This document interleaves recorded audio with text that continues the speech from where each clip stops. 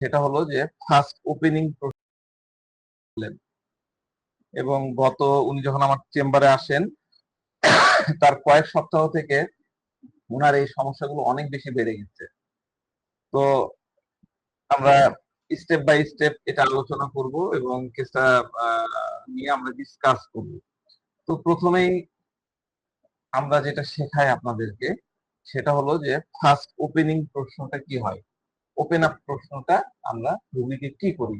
First প্রশ্ন আমরা করি হচ্ছে আজকে আপনার কেন আসতে হলো। যারা নতুন তারা লিখে নিতে পারেন, আজকে আপনার কেন আসতে হলো, আপনার কি কি কষ্ট হচ্ছে, হ্যাঁ, আপনার প্রবলেম কি কি, হ্যাঁ, কি মনে করে আসলেন।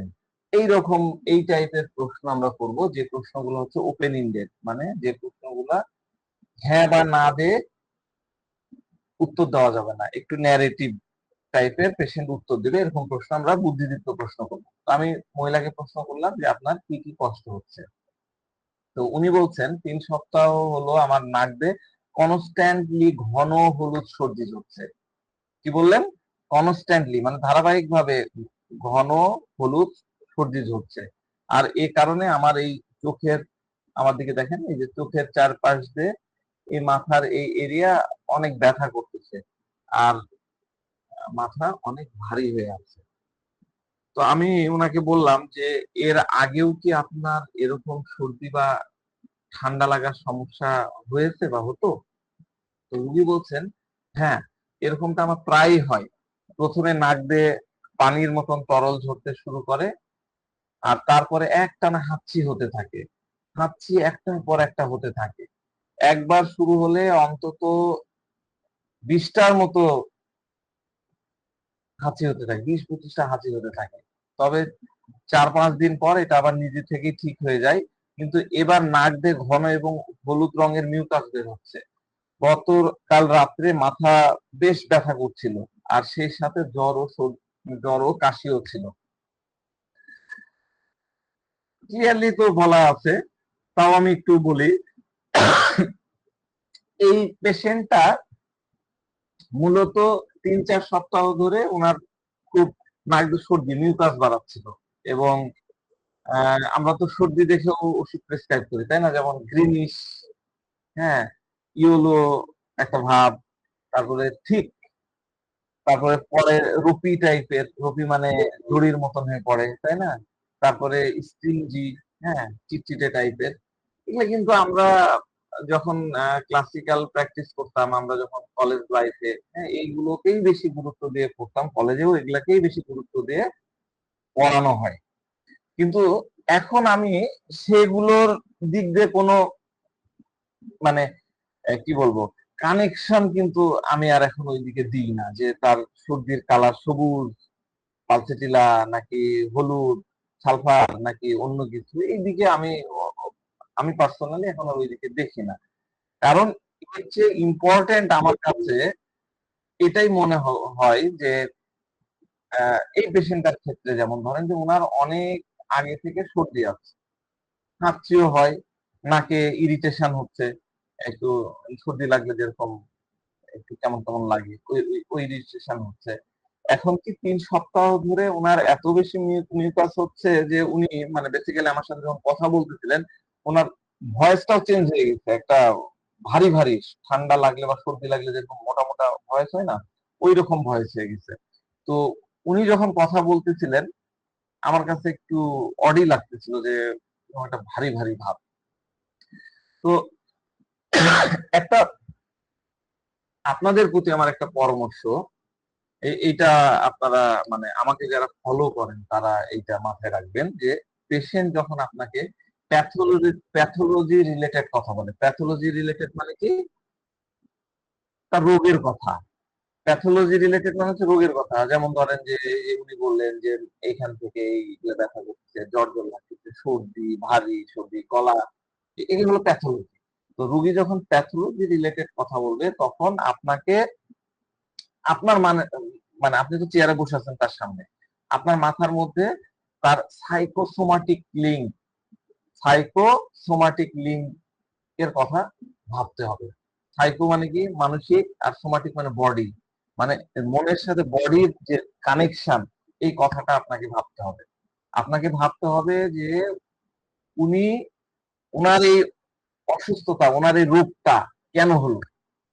উনি এই অসুস্থতা অবস্থায় কেন এসে দাঁড়ালেন? কেন তার তৈরি হলো? এরকম চিন্তা কিন্তু আপনার মাথার মধ্যে থাকতে হবে। আপনি তার কথা শুনবেন। সেই সাথে, সাথে আপনার মাথার মধ্যে থট প্রসেস এটা চলতে থাকবে। যদ উনি যদি আমাকে তার সর্দি বা ঠান্ডা লাগার সমস্যার কথা বলতে শুরু করেন, তখন আমার মাথার মধ্যে মানে উনি বলতেছিলেন যে, "আমার এরকম ঘন সর্দি হচ্ছে, মিউকাস বাড়াচ্ছে, এরকম ইয়েলোইশ, গ্রিনিশ, হ্যাঁ? এরকম স্টিকি টাইপের, চিটচিটে টাইপের এই ব্যথা।" এই কথাগুলো যখন উনি আমাকে বলতেছিলেন, তখন আমার মাথার মধ্যেও এরকম সাইকোসোমাটিক লিঙ্ক আমি খুঁজতেছিলাম যে কি হতে পারে। তো আমার মনে হচ্ছিল আমরা যেহেতু জানি যে সর্দি কাশির সাথে লিঙ্ক কি? প্রচুর ইরিটেবিলিটি তার মধ্যে আছে।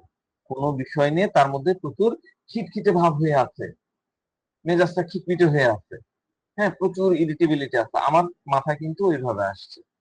তার লাইফে এমন কোন পারসন আছে যিনি উনাকে কন্টিনিউয়াসলি ইরিটেট করতেছে এবং এই ইরিটেশনটা তার ডিগনিটির উপরে আঘাত করছে। এটা শুধু ইরিটেবিলিটির ভাব না, এটা কিন্তু তার ডিগনিটিরও ব্যাপার। ডিগনিটির কিন্তু অনেকগুলো দিক থাকে। আমরা ডিগনিটি নিয়ে পড়েছি কিন্তু ওইভাবে ক্লাসিফিকেশন করে পড়া হয়নি। আমরা পড়বো পরবর্তীতে কোনো মেডিসিনে। ডিগনিটি আপনি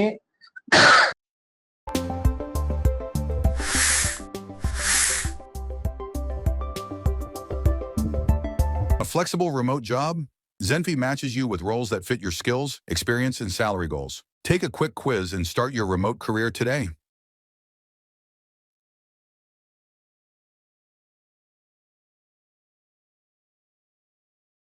Stand out in the job market with the new Google AI Professional Certificate. Master effective prompting and responsible AI use. Partner with AI to transform your research, communications, and more. Start automating your workflows to save time and streamline your tasks. Go hands-on with Google's most capable AI tools. Build smarter workflows, create AI-powered solutions, and become AI fluent in just 10 hours. Enroll today on Coursera.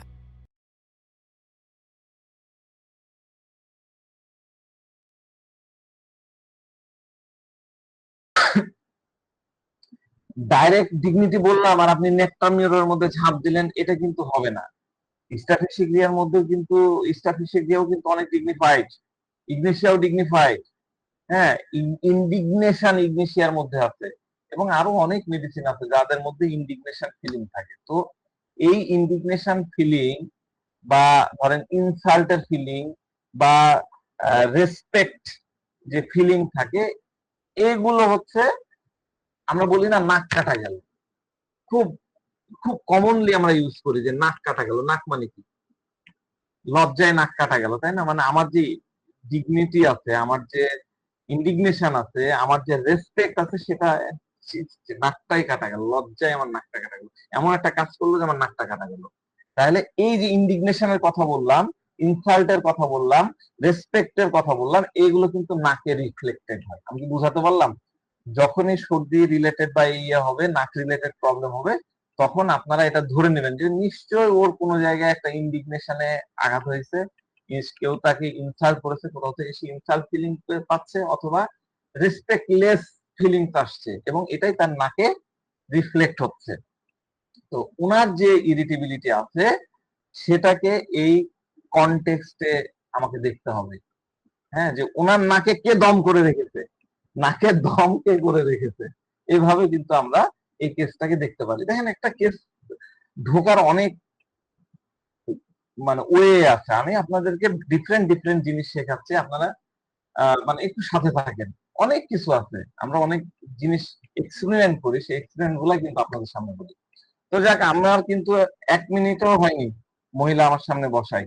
আমি কিন্তু already আমার মাইন্ডে ভাবনা আসা শুরু হয়ে গেছে যে নেক্সট কোয়েশ্চেনটা উনাকে কি করব? উনি যখন তার প্রবলেমের কথাগুলো বলল আমি কিন্তু মাথায় সাজায় নিয়েছি যে নেক্সট কোয়েশ্চেনটা কি হবে। পেশেন্ট খুব সিম্পল ভাবে এবং খুব অবভিয়াস টাইপের খুব মানে দেখেন আমি ছবি একটা দিয়ে জেনারেটিভ একটা ছবি দিয়ে খুব সিম্পল হ্যাঁ, এবং খুব স্পষ্ট হাসি। আপনাকে জাস্ট জিজ্ঞাসা করতে হবে এরকম পেশেন্ট আসলে যে আপনার লাইফে আপনাকে কে ইরিটেট করছে, আপনি এটা ইয়ে করে ফেলেন, আপনার লাইফে আপনাকে কে ইরিটেট করছে, আপনি এরকম প্রশ্ন করবেন। হ্যাঁ, কারণ আপনি যদি সঠিক প্রশ্ন করতে জানেন তাহলে আপনার কেসটা রাইট ট্র্যাকে আগাবে। এখন আপনি যদি বলেন যে আপনার লাইফে টেনশন কি, তখন হয়তো পেশেন্টের মানে মনে করার চেষ্টা করবে যে কি stress, আমার তো মনে হয় মা মারা গেছিল ৫ বছর আগে। হ্যাঁ, ওটা আমার তো খুব কষ্ট হয়েছিল। হ্যাঁ, এই মা মারা গেল ৫ বছর আগে, আর আপনি কিন্তু সাথে, সাথে এলিমেন্ট ফ্রম আমাদের রুব্রিক্স আছে না? Element from death of A love one বা এলিমেন্ট ফ্রম মাদার দিয়েও কিন্তু আমাদের রুব্রিক্স আছে। Death of a mother or a man term. আপনি কিন্তু এরকম রুব্রিক্স যদি নিয়ে নেন তাহলে গেছে। হ্যাঁ, এখন ঘটনা হচ্ছে যে পেশেন্ট আপনাকে বললো যে আমার মা ৫ বছর আগে মারা গেছে, কিন্তু অলরেডি ৫ বছরের মধ্যে তিনি সিচুয়েশনটাকে ম্যানেজ করে গেছে। মা মারা গেল ২ বছর, ৪ বছর, ৬ বছর বা ১ বছর। হ্যাঁ, দুঃখ হয়তো থাকলো। কিন্তু ৫ বছর হয়ে গেছে, উনাকে যখন মাদার ডেথ এর কথা বলা হচ্ছে, তখন উনার মধ্যে কিন্তু কোনো কনভিকশন নাই। উনার কিন্তু ইমোশন ডাউন হচ্ছে না। যদি কষ্ট থাকে, আপনি যদি ওই কথাটা তুলে দেন তখন দেখবেন যে টোন ডাউন হয়ে যায়। হ্যাঁ? কারো কোনো কষ্টের কথা আমরা যখন বলি, দেখবেন যে টোন ডাউন হয়ে যায়। তো উনার আমরা কিন্তু কোনো ইয়েই দেখতে পাই না। তো দেখা যাচ্ছে যে ওই উনার ক্ষেত্রে মাদার ডেথ এর হয়তো কোনো আ বিষয়ই হবে না। ওই অসুস্থতার সাথে লিঙ্ক হবে না। আবার ধরেন যে আমাদের প্যাথোলজি বা যে ইনফরমেশন গুলো আছে, হ্যাঁ? সেগুলো আমাদেরকে ফাইন্ড করতে হবে যে উনার অসুস্থতার রিজনটা কি হতে পারে? হোয়াইটা কি হতে পারে? আমরা সবসময় কিন্তু হোয়াই এর পেছনে ছুটি। একটা কেস টেকিং এ আমাদের সবচেয়ে ইম্পোর্টেন্ট হচ্ছে হোয়াই। তো এই যে সাইকোসোমাটিক লিঙ্ক এর কথা আমি বললাম, এটাই আমি কিন্তু ধীরে, ধীরে আপনাদেরকে এক্সপ্লেইন করব। তো যাক, আমি পরের স্লাইডে চলে আসলাম। রুগী বলছে যে গতকালকে আমার খুব মাথা ব্যথা হচ্ছিল আর জ্বরও ছিল। তো আমি তাকে জিজ্ঞাসা করলাম যে কত বছর ধরে আপনার এই ধরনের সর্দি বা ঠান্ডা লাগার সমস্যা হচ্ছে? দেখেন, আরেকটা বিষয় একটু বলে নিই যে মাথা ব্যথার ক্ষেত্রে আপনারা কিন্তু ডাইরেক্ট জিজ্ঞাসা করতে পারেন যে আপনার ফ্যামিলিতে মাথা ব্যথার কারণ কি? হ্যাঁ, আমিও কিন্তু করি। একটু কথা-টথা বলার পরে আপনি বলতে পারেন। তবে আমি আপনাদেরকে সাজেস্ট করব, বিশেষ করে নতুনদেরকে, যে খুব কেয়ারফুলি থাকবেন এরকম ডাইরেক্ট প্রশ্ন করার ক্ষেত্রে, হ্যাঁ?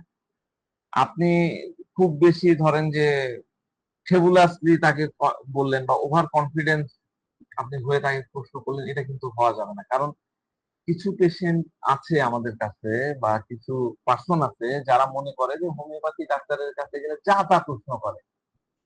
যা ইচ্ছা তাই প্রশ্ন করে। অনেক রোগীকে আপনি পাবেন যারা হোমিও ডাক্তারের কাছে আসতেই চায় না শুধুমাত্র এই প্রশ্নের জন্য। এত প্রশ্নের জবাব দিতে পারবে। কিছু পেশেন্ট মনে করে যে আমি ডাক্তারের কাছে গেলে প্রশ্ন করবেই। হ্যাঁ? এবং এগুলার কোনো মানে রিলেটেড থাকে না। তো আপনাকে প্রশ্নটা এমনভাবে করতে হবে যে সেটা একটা মেক সেন্স যাতে থাকে।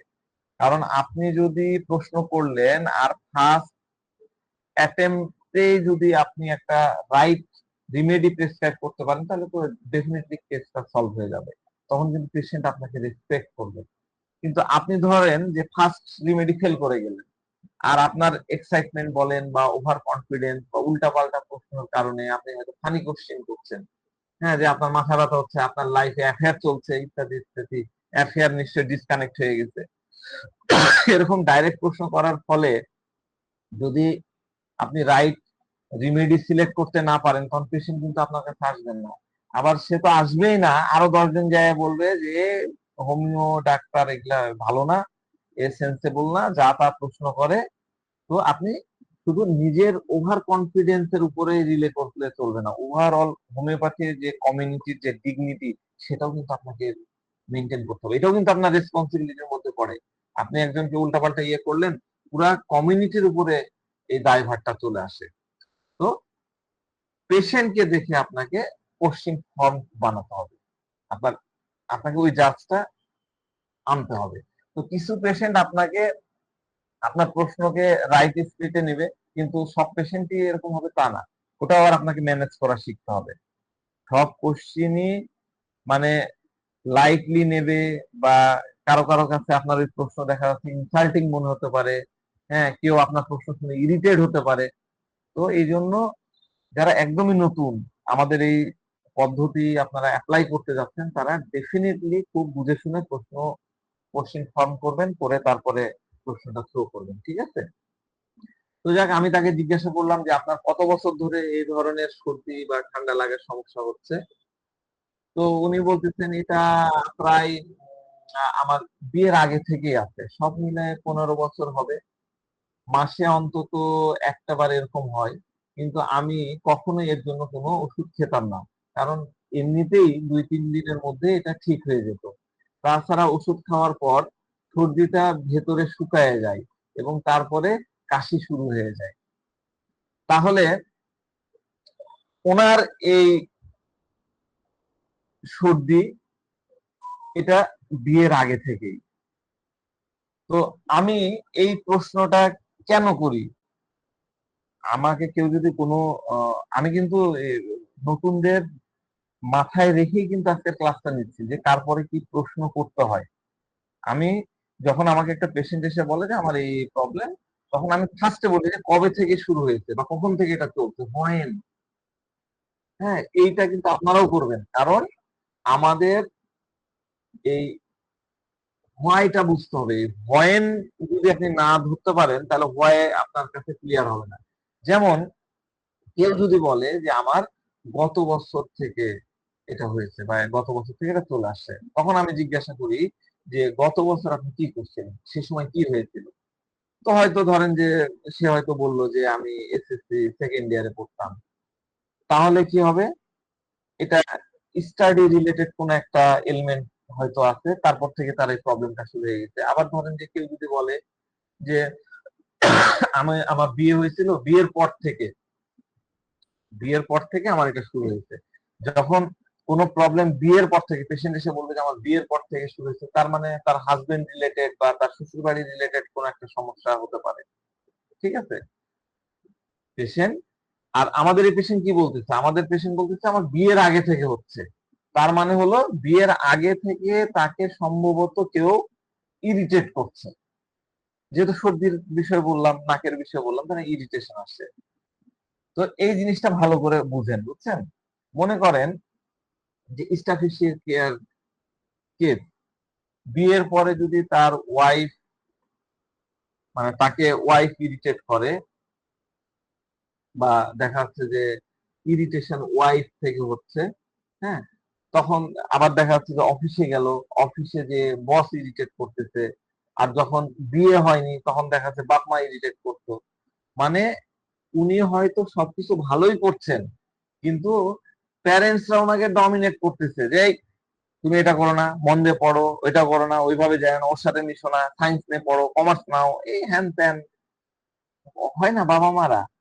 তো বিয়ের আগেও কিন্তু স্টাফিসিয়ার সর্দি হতে পারে এই একই কারণে, কারণ ইরিটেশন, যেখানে irritation.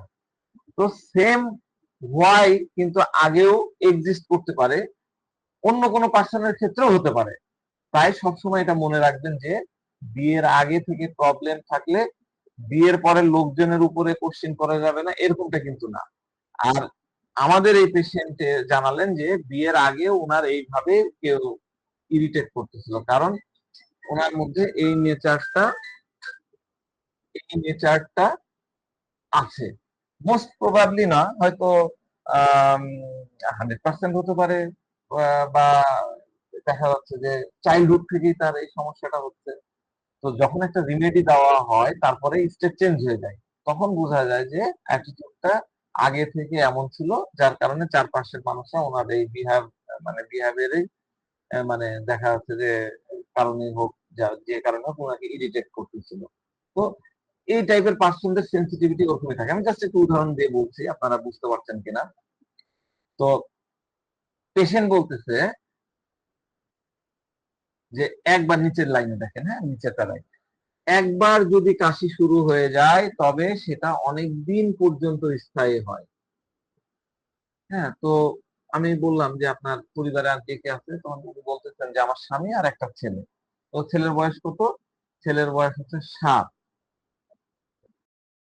Indoor, outdoor party night. Stylish chair, it feels just right. Strong build, premium look. Road bristy to thake always good. Feel the vibe, feel the flow. Oravel stylish chair, style e notun golpo. Feel the vibe, feel the flow. Oravel stylish chair, style e notun golpo.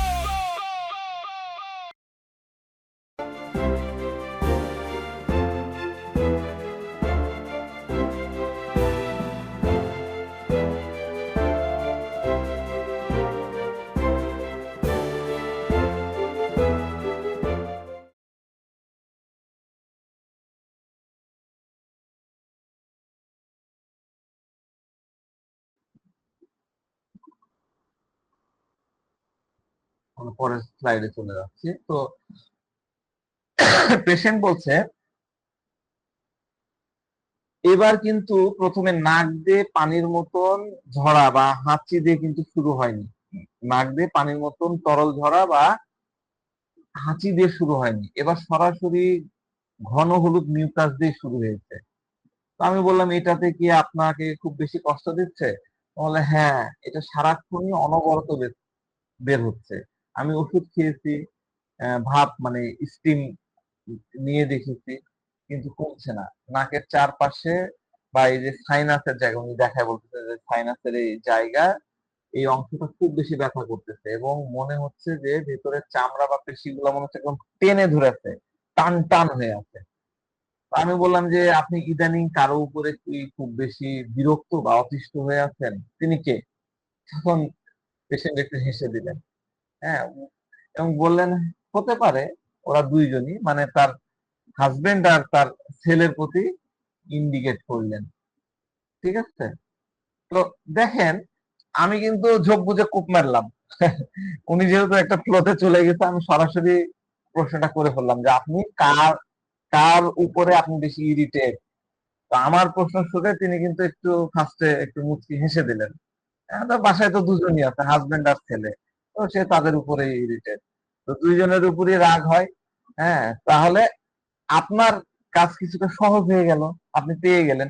Patient যখন বলে যে বাসায় joint family, হ্যাঁ, শাশুড়ি আছে, শ্বশুর আছে, ননদ আছে, দেবর আছে, চাচা, মামা অনেকেই আছে। তখন কিন্তু আপনার কেস ডিফিকাল্ট হয়ে যাবে। কারণ মেলা মানুষ। আর এই পেশেন্ট আপনাকে কি বলতেছেন? দুইজন। হ্যাঁ, আপনাকে এক্স্যাক্টলি কিন্তু ফাইন্ড আউট করতে হবে যে কে ওনাকে ইরিটেট করতেছে। এই মেথডের আবার এই একটা কাহিনী যে আপনাকে এক্স্যাক্টলি আপনাকে আইডেন্টিফাই করতে হবে যে কার কারণে সে ইরিটেট হচ্ছে। কিন্তু এই কেসটা কিন্তু আমাদের কাজ সহজ হয়ে গেল। হ্যাঁ, তো আমি প্রথমে বলছিলাম কেসটা কিন্তু সোজা। ওনার হাজবেন্ড আর ছেলে আছে, দুইজনে ওনাকে ইরিটেট করতেছে। এখন আমাদেরকে দেখতে হবে কে কি মানে উনি কিভাবে ইরিটেট হচ্ছেন, হাউটা আমাদেরকে দেখতে হবে এবং ওনার পারসেপশনটা কি সেটাও আমাদেরকে দেখতে হবে।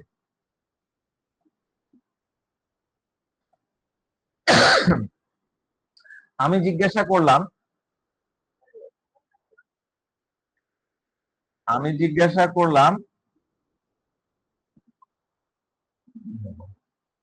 যে হাজবেন্ড নাকি ছেলে? তো ঠিক কোন কোন বিষয়ে আপনার বিরক্তি লাগে? তো উনি বলতেছেন দুজনের উপরে। ছেলে তো একদমই কথা শুনতে চায় না আর সবকিছু একদম মানে আর আমি সবকিছু একদম পরিষ্কার পরিচ্ছন্ন দেখতে পছন্দ করি। ঘরের জিনিসপত্র যদি চারিদিকে ছড়িয়ে ছিটিয়ে থাকে তবে আমি খুব বিরক্ত হয়ে যাই। ও যদি পড়াশোনা না করে তখন আমি ভীষণ রেগে যাই। দেখেন উনি মানে কতটা ইম্পর্টেন্ট কথা বললেন যে উনার ছেলে উনার কথা শুনেন না আর ওই এলোমেলো করে দেয়। তো উনি চান সবকিছু একটু ক্লিন ক্লিন থাক। কোনো কিছু ধরেন স্ক্যাটার ছড়িয়ে ছিটিয়ে আসছে এদিক ওদিকে থাকলে বা পুরো একদম মেসাকার হয়ে থাকলে হ্যাঁ ওনার ভালো লাগে না। তো ওনার ছেলে যদি ওনার কথা না শুনে স্টাডি না করে তখন ওনার রাগ আসে। তো এখন এই কথাগুলা যদি কেউ আপনার সামনে বলে, কোনো পেশেন্ট যদি আপনার সামনে বলে, তাহলে আমরা দ্রুত কি কি রূপ দিক নিই বলেন দেখি? কার কি কি মনে আছে? আমরা আজকে একটু ইন্টারেক্টিভ করতে চাই ক্লাসটাকে। কি কি নিতে পারি এইটুক স্টেটমেন্টের উপরে, তাহলে অনেকেরই শেখা হয়ে যাবে। স্যার কাইন্ডলি একটু রিপিট করেন, একটু অমনোযোগী ছিলাম। স্লাইডটা পড়ে নেন, স্লাইডে তো দেওয়া আছে। এইটুক কথার মধ্যে আমরা কি নিতে পারি? স্যার স্লাইড ক্লোজ করে ফেলছেন মনে হয়। স্লাইড ক্লোজ করে ফেলছি। আচ্ছা, আমি একটু শেয়ার করে নিই, তারপর আপনাকে বলতেছি। শেয়ার, হ্যাঁ, মানে কি বললেন? উনি বললেন যে আমার ছেলে কথা শুনে না, সবকিছু আমি ক্লিন চাই, এলোমেলো স্ক্যাটার্ড হয়ে থাকলে, এদিক ওদিক ছড়িয়ে ছিটে থাকলে, ম্যাসাকার হয়ে থাকলে আমার ভাল লাগে না। ওনার ছেলে যদি কথা না শুনে, স্টাডি না করে, তাহলে রাগ আসে। তো এই এই এই সিম্পল জিনিস, এই সিম্পল জিনিসের মধ্যে আমাদের কি কি রুব্রিক্স মাথায় আসছে? ফার্স্ট ইয়ার স্যার, হ্যাঁ, ফার্স্ট এরিয়া, ফার্স্ট এরিয়া। আর কি আসছে বলেন? ক্লিননেস মিনিয়া আসে নাকি স্যার? ক্লিননেস, না এটা মিনিয়া। মিনিয়া মানে হচ্ছে বারবার বারবার করতে ইচ্ছা হয়। Rest cannot rest things are not the proper place. এটা আসে rest can't rest when things are not in proper place। আর কি আসতে পারে?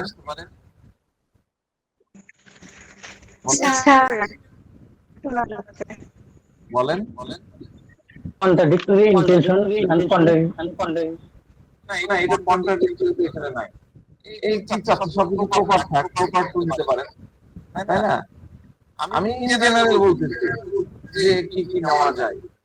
আচ্ছা, কথা শেষ হলে আপনারা মিউট করে ফেলেন। তারপরে দেখা যাচ্ছে সবকিছু অর্ডারে চাই।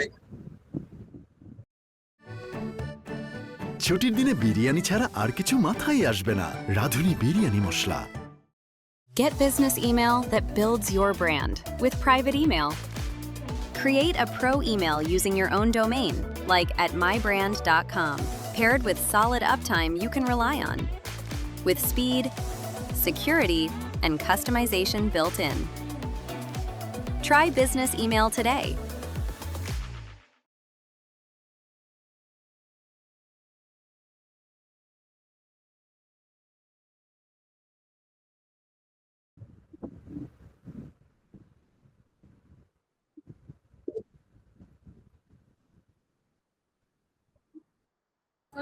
সেনসিটিভ অর্ডার টু স্যার, আমি এটাকে বিবেচনা করতেছি। হ্যাঁ, অর্ডার টু হতে পারে। জি, সুন্দর। Order to, order desire for আছে, অর্ডার টু না তো, অর্ডার ডিজায়ার ফর। এগুলো কিন্তু মাথার মধ্যে চলে আসে। মানে আমি কেন এই প্র্যাকটিস গুলা করাচ্ছি জানেন?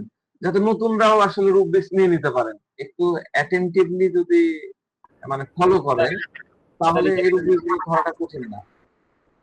জি বলেন। টোটাল আপনার কথাটাকে ওই সেনসিটিভ অর্ডার টু দিলে রুব্রিক্সটা একবার কভার হয় আমার দৃষ্টিতে আর কি। তা না হলে বিভিন্ন রুব্রিক্স নেওয়া যায়। হ্যাঁ, বুঝলাম না, সরি স্যার। টোটাল যে ভার্সনটা, এটা সেনসিটিভ অর্ডার টু দিলে আমার মনে হয় এক রুব্রিক্সে টোটাল আচ্ছা, ভার্সনটা। সেনসিটিভিটির বিষয়টা তো আবার আলাদা। হ্যাঁ, সেনসিটিভিটির মধ্যে অনেক ইয়ে থাকবে, সেন্স থাকতে হবে। হ্যাঁ, তো এমনি ইন জেনারেল আমরা কিন্তু এই কথাগুলাই চিন্তা করি। হ্যাঁ, আমাদের রুব্রিক্স যদি মাথায় আনতে হয় তাহলে আমরা আনি। হ্যাঁ, সে সবকিছু অর্গানাইজ চাচ্ছে। তো একটা জিনিস সবসময় মাথায় রাখবেন, এত কিছু বলার একটা উদ্দেশ্য আমার আছে, সেটা হলো যে পেশেন্ট কথা বললো, আমরা সাথে সাথে রুব্রিক্স গুলো নিয়েও নিই, কিন্তু আমরা এটা বুঝি না যে এই রুব্রিক্স গুলা কোথায় স্ট্যান্ড করে। এখানে এই মহিলার ক্ষেত্রে যদি ফার্স্ট এরিয়া বা রেস্ট ক্যান নট রেস্ট হয়, things are not in proper place, বা প্রপার টু, এই বিষয়গুলো আসলে কি জানেন? এই বিষয়গুলো আসলে একটা মানুষের অ্যাডাপ্টেশন, পেশেন্টের অ্যাডাপ্টেশন। পেশেন্ট কিভাবে জিনিসটাকে অ্যাডাপ্ট করতেছে, অভিযোজন করতেছে। হ্যাঁ, তো আমাদেরকে মাইন্ডে রাখতে হবে যে এই পেশেন্ট কিন্তু ফেবুলাস না। আমি আরেকটা অ্যাঙ্গেল আপনাদেরকে নিয়ে যাচ্ছি। এরকম পেশেন্ট যখন এরকম কথা বলে, তার মানে এই পেশেন্ট ডেফিনেটলি ফেবুলাস হতে পারে না। তার মানে ফেবুলাস না মানে ধরেন বেলেডোনা, সালফার, ল্যাকেসিস, এই টাইপের মেডিসিন গুলা কিন্তু আগে এলিমিনেট হয়ে যাবে। এইটুক মাথায় রাখেন, কারণ তিনি একটু অর্গানাইজড চান, প্রপার চাচ্ছেন, একটু ফাস্টিডিয়াস টাইপের বা একটু এই টাইপের মেন্টালিটি। আমি বলতেছি না এই রোগীগুলো আমি নিচ্ছি, কিন্তু আমি আপনাদেরকে বোঝাচ্ছি। আপনি এখনই স্ট্যাম্প মেরে দিবেন না, হ্যাঁ, যে এ তো যেহেতু ফেবুলাস না, তাহলে এটা হলো প্রপারের দিকে যাবে, তার মানে হয়তো নাক ভূমিকা, সিপিয়া বা ওই টাইপের বা আর্সেনিক, হ্যাঁ, এরকম যদি আবার স্ট্যাম্প মেরে দেন তাহলে কিন্তু আপনি ফেসে গেলেন, প্রিজুডাইজড হয়ে গেলেন। ঠিক আছে, তো আমরা পরের স্লাইডে যাই।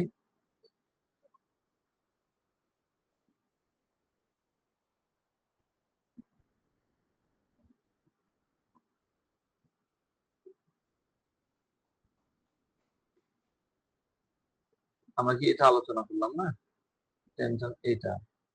আচ্ছা,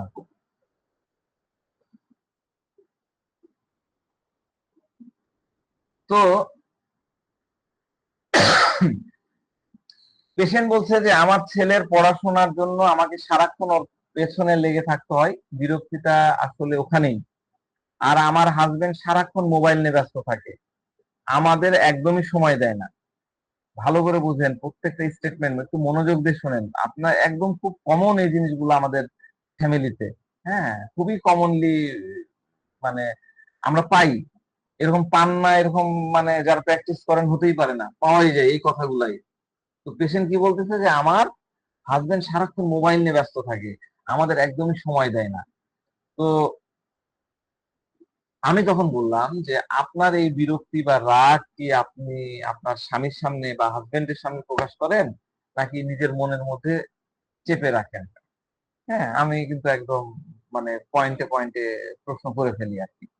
তো এবার দেখেন উনাকে, উনি কি বলতেছেন যে উনাকে সবসময় ওনার পেছনে, ছেলের পেছনে লেগে থাকতে হয়, কারণ ছেলে কথা শোনে না, গেম খেলতে থাকে, পড়াশোনা করে না।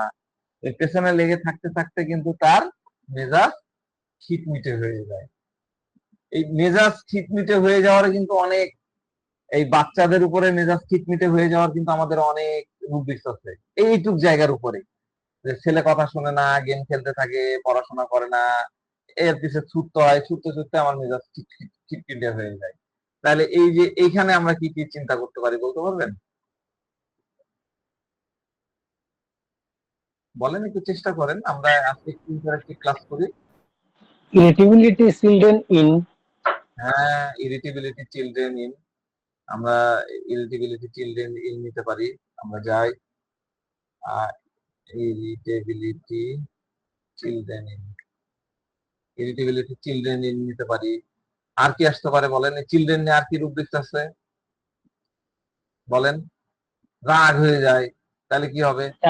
anger children in anger anger children children toward, in anger children toward, children in না তো, anger children toward his own children.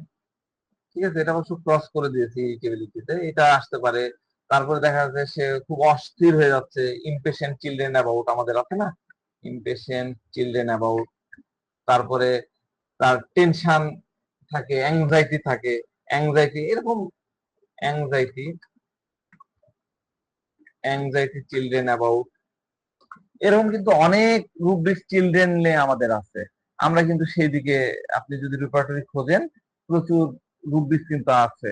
তা আমাদের দেখতে হবে যে এই রুব্রিক্স গুলা কিভাবে এবং আমরা কখন ইউজ করব, এটা হলো মূল জায়গা আর কি। হ্যাঁ, তো এটাই সেই প্রসেস। আমি আপনাদের বারবার বলি, যখন এমন কোনো কেস আপনার সাথে আসে, আপনি যদি সঙ্গে সঙ্গে রুব্রিক্স লক লক হয়ে যান, একটা জায়গায় লক হয়ে যান, তাহলে আপনি একটা নির্দিষ্ট এরিয়ার মধ্যে, একটা ফ্রেমের মধ্যে আপনি যদি রেস্ট্রিক্টেড হয়ে গেলেন, তখন দেখবেন গুটি কয়েক রিমেডির মধ্যে আপনি সীমাবদ্ধ হয়ে যাচ্ছেন। যেটাই হ্যানিম্যান বলেছে, হ্যানিম্যান বলেছেন, কি বলেছেন, ডোন্ট বি প্রিজুডাইজড, প্রিজুডাইজড হওয়া যাবে না, সেটা কিন্তু কখনোই করা যাবে না। তো পেশেন্টকে আমি জিজ্ঞাসা করলাম যে আপনার হাজবেন্ড কি আপনাকে টাইম দেন না? তো উনি খুব স্পন্টেনিয়াসলি রিয়াকশন দিলেন। যখন আপনি পেশেন্টকে কোনো প্রশ্ন করেন, তখন পেশেন্ট কতটা মানে কনভিকশনের সাথে কতক্ষণ পরে রিপ্লাই করছে, কিভাবে রিপ্লাই করতেছে, এগুলো কিন্তু আপনাকে নোটিশ করতে হবে, খেয়াল রাখাটা খুবই জরুরি। তো এই যে হাউ, হ্যাঁ, এখানে হাউ এখানে এই যে গত ইয়েতে আমি কিন্তু ক্লাসে পড়াইছিলাম হোয়েন, হাউ, এগুলাকে কিন্তু অল্প অল্প করে পড়াইছিলাম, আবার পড়াবো। তো এই কোশ্চিন করার সাথে সাথে উনি ইমিডিয়েটলি স্পন্টেনিয়াসলি আমাকে রিপ্লাই করলেন। ওনার টোনটা কিন্তু আপনাকে আবার খেয়াল রাখতে হবে, টোনটাও ইম্পর্টেন্ট। টোন একটু চেঞ্জ হয়ে হয়ে গেলেও কিন্তু আপনার অনেক কিছু চেঞ্জ হয়ে যায়। তো যাক, আমি আবার প্রেজেন্টেশনে আসছি।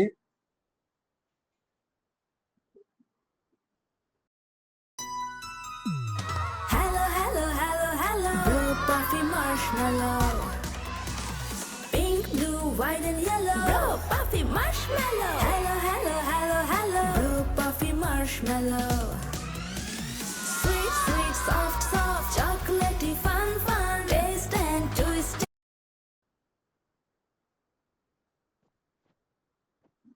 প্রেজেন্টেশন করে গেল।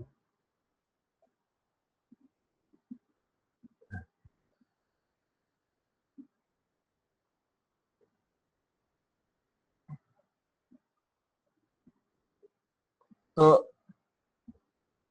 আমি বললাম যে আপনার এই বিরক্তি বা রাগ কি আপনি আপনার স্বামীর সামনে প্রকাশ করেন নাকি নিজের মনের ভেতরে চেপে রাখেন? তো উনি সাথে সাথে বললেন, একদম আমি বললাম না যে খেয়াল রাখতে হবে, সাথে সাথে স্পন্টেনিয়াসলি বললেন যে স্যার এখন বলা ছেড়ে দিয়েছি। কি বললেন? এখন বলা ছেড়ে দিয়েছি। আমি বললাম ওকে, আচ্ছা ঠিক আছে, মানে আপনি কি আগে বলতেন? তখন উনি বলতেছেন হ্যাঁ, আমি আগে বলতাম, এখন ছেড়ে দিয়েছি। তা আমি বললাম কেন ছেড়ে দিয়েছেন? তো উনি বলতেছেন যে ও তো কথাই শোনে না। তাহলে তাহলে আর বলে কি করব বলুন? লোক যদি কথা শুনতে না চায় তবে বলে কি লাভ? তো দেখেন, ওনার এই যে কথা বলার স্টাইল, ওনার এই যে আগে নরমালি কথা বলতেছিল, তারপরে টোনটা চেঞ্জ হয়ে গেল এবং বডি ল্যাঙ্গুয়েজও কিন্তু চেঞ্জ হয়ে গেল। এই জন্যই এই কথাগুলোর ভ্যালু কিন্তু এখানে বেড়ে যায়। এখানে ওনার ইমোশনসে, আমার এই প্রশ্নে ওনার ইমোশনে একটু ঝাঁকুনি খেলো, একটু নাড়া খেলো। আগে উনি যে ইনফরমেশন গুলা দিচ্ছিলেন যে এই চারিদিকে নোংরা, ছেলে কথা বলে না, এলোমেলো, হ্যাঁ, এই ইনফরমেশন কিন্তু ক্যাজুয়ালি ছিল, নর্মাল কথোপকথন যেভাবে হয়, আপনি আমি গল্প করলে যা হয় সেরকম। কিন্তু যেই আমি এই প্রশ্নটা করলাম, তার কিন্তু বডি ল্যাঙ্গুয়েজ এবং টোন চেঞ্জ হয়ে গেল। উনি তো কথাই শুনেন না, ওনাকে বলে কি করব? তো এই প্রশ্নটা কিন্তু ওনাকে সবচেয়ে বেশি হার্ট করেছে। তো পেশেন্ট বলছে, নিচে দেখেন যে আজকাল আমি আর রাগ বা বিরক্তি প্রকাশ করি না, মনেই চেপে রাখি। তো আগে কি প্রকাশ করতেন? এখন তাহলে বন্ধ করে দিলেন কেন? তো উনি বলতেছেন ও তো কথাই শোনে না, তাহলে আর কি বলবো বলুন? তো আমি জিজ্ঞাসা করলাম যে আপনার হাজবেন্ডের পেশা কি? উনি কি চাকরি করেন? আম, না, উনি তো মনে হয় আমার কাছে এর আগেও, ওনার হাজবেন্ড আগেও আমার কাছে ট্রিটমেন্ট আসছে, তো ওটাই আমি বললাম যে উনি তো আমার কাছ থেকে আগেও চিকিৎসা নিয়েছেন। তো উনার হাজবেন্ড, মানে আমি বললাম যে আপনার হাজবেন্ড তো 2 বছর আগেও আমার কাছ থেকে ট্রিটমেন্ট নিয়েছিলেন। তো উনি বললেন যে হ্যাঁ স্যার নিয়েছিলেন। তো আমি জিজ্ঞাসা করলাম যে উনি কোথায় যেন কাজ করেন, জব করেন কোথায়, উনি কোন কোম্পানিতে যেন আছেন? উনি তো মনে হয় খুব বিজি থাকেন, তাই না? তো আমি আসলে ওনার হাজবেন্ড সম্পর্কে জানি, তারপরে মহিলাকে এই প্রশ্নটা করলাম যে একটু খোঁচা দেওয়ার জন্য, হ্যাঁ। তো উনি ওনার হাজবেন্ডের কোম্পানির নাম বললেন। তিনি বললেন যে হ্যাঁ স্যার, উনি অমুক কোম্পানিতে চাকরি করে। তো মান্থ এন্ডে, মানে মান্থলি, মানে মাসের শেষে তার কাজের চাপ অনেক বেশি থাকে, তখন উনি বেশ বিজি থাকেন। তবে এখন অতটা বিজি না, আজকাল উনি মোবাইলে বেশি বিজি থাকেন। তো আমি বললাম যে আচ্ছা, মোবাইলে টাইম পাস করেন। তো আমি আসলে কি পেশেন্টকে একটু সাপোর্ট দিচ্ছিলাম যাতে উনি আরো ইনফরমেশন দেয়, হ্যাঁ। তো উনি বলতেছেন স্যার আজকাল মোবাইল নিয়ে ও খুব ব্যস্ত থাকে, ভিডিও দেখতে থাকে। হ্যাঁ, ওই যে আমরা যেটা করি না, যে আপনার রিল দেখি বা ওই যে শর্টস দেখি, একটা করে সোয়াইপ করতে থাকি, একটার পর একটা আসতে থাকে, ওটাই কিন্তু একদম মানে ইনলেস চলতেই থাকে। আমরা একটা সময় স্নেক গেম খেলতাম নোকিয়া মোবাইলে, হ্যাঁ, এটা শেষ হতো না, ইনলেস বড় হতেই থাকে ওই রকম, কিন্তু আমরা রিল গুলো আপনারা চিন্তা করে দেখেন শেষ হয় না, চালাতেই থাকেন। তো যাক, উনি বলছেন যে মাসের শেষের দিন, আমি পরের স্লাইডে চলে যাই, উনি বলতেছেন যে মাসের শেষের দিন উনার ফিরতে একটু দেরি হয়, শেষের দিকে ওনার ফিরতে একটু দেরি হয়, কারণ তখন অনেক বেশি কাজের চাপ থাকে। অন্যথায় রাত 8:30টার মধ্যেই বাসায় চলে আসেন। তো তাকে বললাম যে তার মানে বাসায় আসার পরে রাতের খাবার খেয়ে উনি প্রায় খাবার খেতে খেতে প্রায় 1.5 ঘন্টার মতন চলে যায়, তারপরে বাকিটা সময় মোবাইলেই কাটে, তাই তো? তো বলছে জি জি। তো আমি ওনাকে বললাম, তখন কি আপনার অনেক বেশি রাগ বা বিরক্তি তৈরি হয়, নাকি কষ্ট বা মন খারাপ বেশি হয়? ঠিক কোন জিনিসটা আপনাকে সবচেয়ে বেশি কষ্ট দেয়? আপনি তো অনেকদিন ধরেই এক ধরনের মানসিক চাপের মধ্যে আছেন, আর এই মানসিক চাপের কারণে আপনার রোগ প্রতিরোধ ক্ষমতা কমে যাচ্ছে। হ্যাঁ? তো আমার কাছে যদি আপনি একদম একটু খোলাখুলি বলেন যে কি হয়েছে, তবে আমি আপনাকে সঠিকভাবে হেল্প করতে পারব। আমরা কিন্তু রুগীকে এভাবেই বলি, বুঝায় বলি। আপনারাও কিন্তু এভাবেই বলবেন। অনেক প্রশ্ন রুগী মনে করে যে এটা আ প্রাসঙ্গিক হলো না। তখন কিন্তু একটু এভাবে এক্সপ্লেইন করতে হয়। তো আমার এই প্রশ্ন শোনা মাত্রই উনি একদম কাঁদতে শুরু করলেন। একদম ফুপায়, ফুপায়, দেখেন আমি ছবি দিয়ে রেখেছি। এমনি তো ঠান্ডা লাগছিল, রুমাল নিয়ে আসছিল। একদম রুমাল নিয়ে এরকম করে নিয়ে একদম, একদম ফুপায়, ফুপায় কান্না শুরু করল। আর ফটফট করে নাক ঝাড়ছে, এরকম করে শব্দ করতেছে। তো যাক, একটা জিনিস আরেকটু বলে রাখি, যখন আপনারা কোনো কেসে, আপনাদের কোনো কেসে এরকম একটা মুভমেন্ট আসে, রুগী কেঁদে দিচ্ছে, তার ইমোশনাল আউটবাস্ট হয়ে গেছে, রুগী আর নিজেকে ধরে রাখতে পারতেছে না, তখন আপনি বুঝবেন যে আপনি একদম কেস টেকিং এর রাইট টার্গেটে পৌঁছায় গেছেন। আমি সব সময় আমার স্টুডেন্টদেরকে বলি, আমার কলিগ ডাক্তারদেরকে বলি যে যখন আপনার পেশেন্ট কাঁদবে, তখন আপনার একটাই কাজ, ফাইন্ড আউট করুন যে উনি কেন কাঁদতেছেন। আপনি যদি ওনার কান্নার সঠিক রিজন জেনে যান, তবে আপনি ওনার ভয়টাকে ক্র্যাক করতে পারবেন। ভয় হচ্ছে একটা কেসের মধ্যে সবচেয়ে ইম্পর্টেন্ট বিষয়।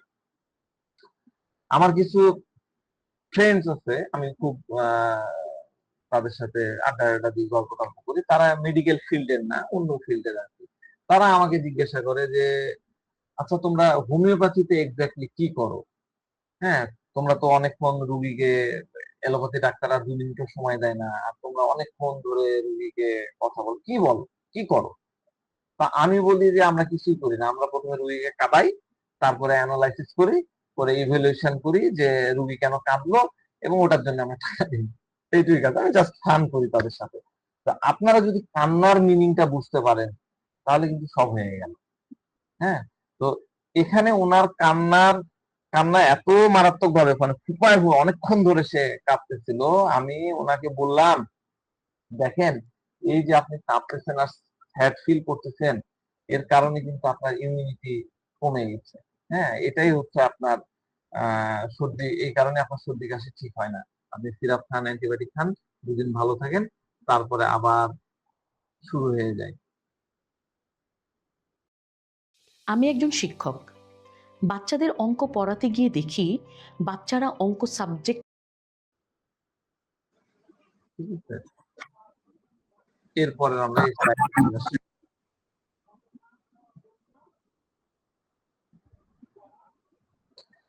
তো